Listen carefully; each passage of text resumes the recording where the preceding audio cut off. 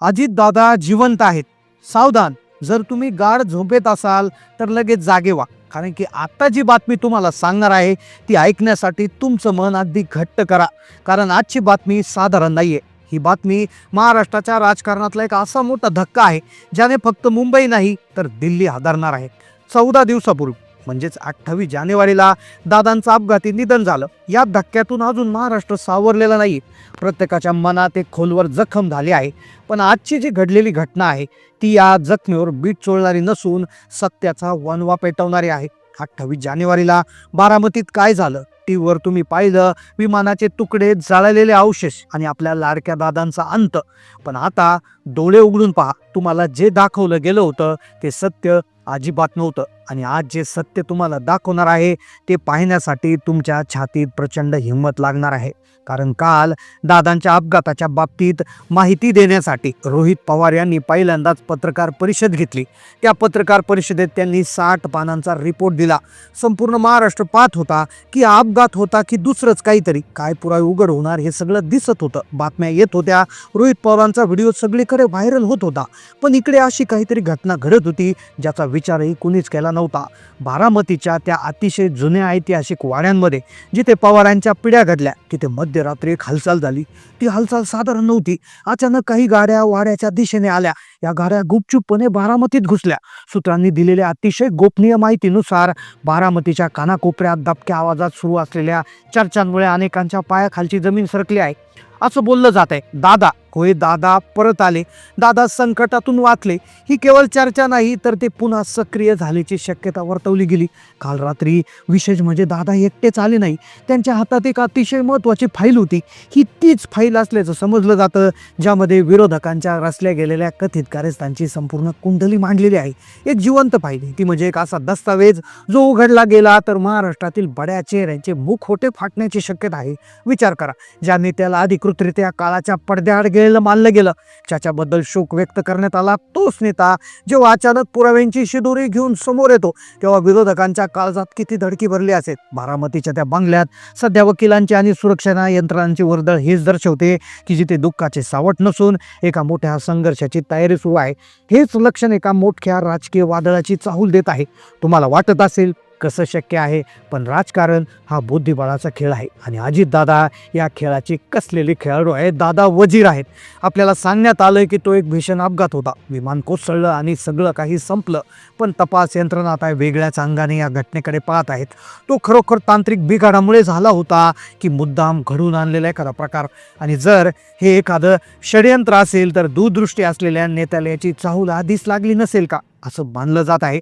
दादांनी ही परिस्थिती आधीच ओळखली होती. त्यांना माहिती होतं हे असं होणार आहे, असं बोललं जाऊ लागलं. अजित पवार हे राजकारणातील जुनं आणि मुरब्बी नाव.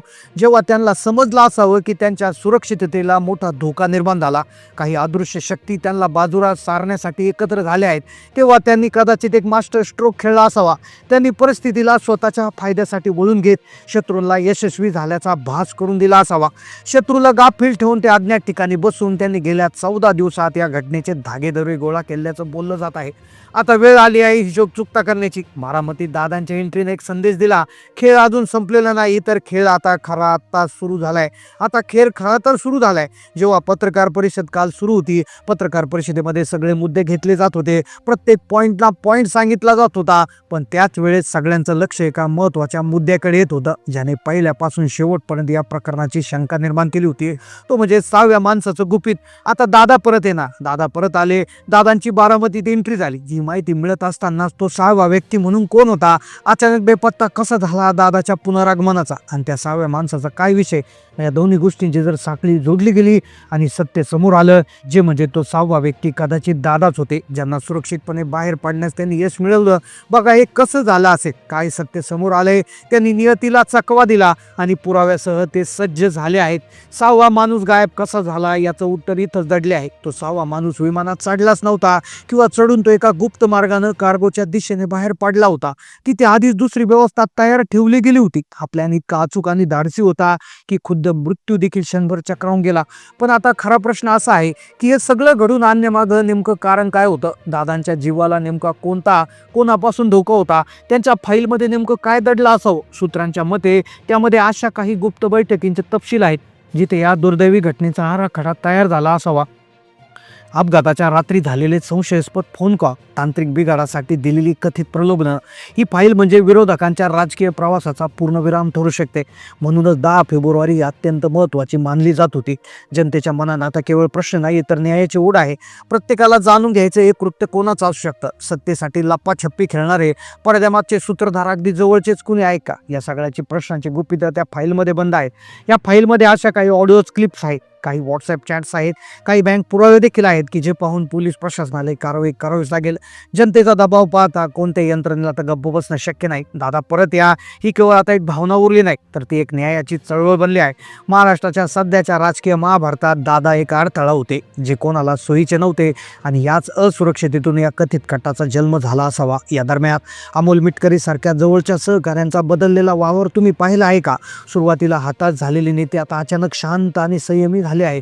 रोहित पवारांच्या देहबोलीची भीती कुठे गायब झाली? रोहित पवार जेव्हा पत्रकारांशी बोलतात तेव्हा त्यांच्या आवाजातला ठामपणा लक्षात घेतला तर लक्षात येतं की काहीतरी संकेत मिळाला आहे. बारामतीचा ढाण्या वाघ परतला आहे.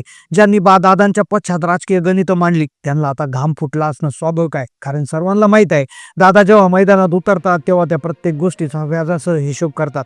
आता फक्त प्रश्न इतकाच उरतो की त्या फाईलमध्ये दडलेली नावं कोणाची असतील? महाराष्ट्राचं राजकारण किती कठोर असू शकतं हे आपण ऐकले, पण इथं रक्ताच्या नात्यापेक्षा सत्तेच्या महत्वाकांक्षा आता मोठी झालेली पाहायला मिळते. पण अजित पवार हे नाव सहजासहजी पुसले जाणार नाही. ते राखेतून पुन्हा जन्म घेणाऱ्या फिनिक्स पक्षासारखे आहे.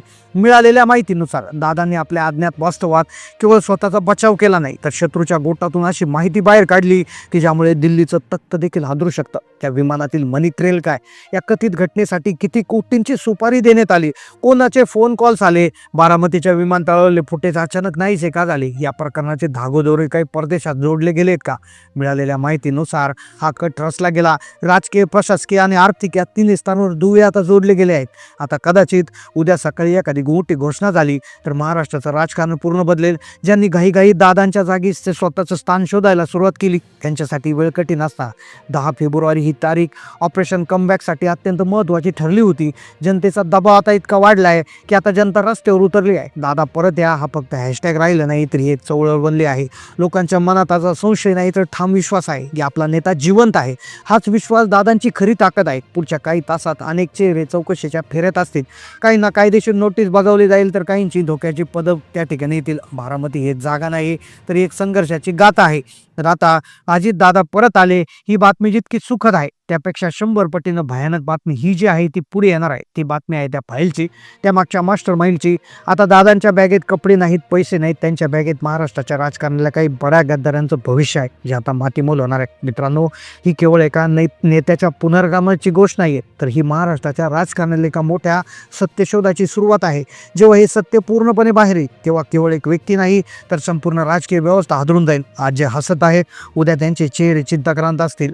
आज जे शांत आहेत ते उद्या स्पष्टीकरण देताना त्याला घाम फुटलेला असेल. त्या फाईलमधील सगळ्यात मोठं रहस्य म्हणजे त्या मास्टर माइंडचं नाव ज्याने संपूर्ण चक्रव्यूह रचले आहे आणि सूत्रांच्या मते तो चेहरा आपल्या परिचयाचा असू शकतो. म्हणून पुढचे काही दिवस डोळ्यात तेल घालून या प्रकरणाकडे लक्ष द्या. आपण या ऐतिहासिक क्षणाचे साक्षीदार होणार आहोत. हा खेळ अर्ध्यावर थांबणार नाही कारण बारामतीत पेटलेली थिंगी संपूर्ण महाराष्ट्रात वनव्यासारखी पसरणार आहे. तर अशीच ही बातमी होती. ही बातमी ऐकून सगळ्यात मोठी अस्वस्थता महाराष्ट्रात पसरली आहे याच्यावर आता शिक्कामोर्तब झाला आहे. पण इथे एक गोष्ट लक्षात स्पष्ट करणं गरजेचं आहे. ही माहिती केवळ एक शक्यता आहे. सोशल मीडियावर सुरू असलेल्या चर्चा, राजकीय वर्तुळातले दबके आवाज, सूत्रांकडून मिळणारी माहिती याच्या आधारावर मांडलेलं एक विश्लेषण आहे. याला कुठलाही अधिकृत दुजोरा मिळाला नाही. आमचा उद्देश कोणाच्याही भावना दुखवणं किंवा अफवा पसरवणं नसून पडद्यामागे नक्की काय असू शकतं हे तुमच्यासमोर मांडणं आहे. राजकारण असा खेळ आहे जिथे जे दिसतं ते नसतं आणि जे असतं ते सहजासहजी दिसत नाही. त्यामुळे संपूर्ण प्रकरणाकडे तुम्ही कोणत्या नजरेनं पाहता? तुम्हाला खरंच वाटतं की ही फाईल असण्याची शक्यता असण्याची समोर येईल? तुमचं मत कमेंटमध्ये नक्की कळवा. तुमच्या कमेंट्स आम्हाला या विषयाच्या मुळापर्यंत पोहोचवायला मदत करतात. आणि हो, अशा सखोल विश्लेषणासाठी आपल्या चॅनलला सबस्क्राईब करायला विसरू नका. जय महाराष्ट्र.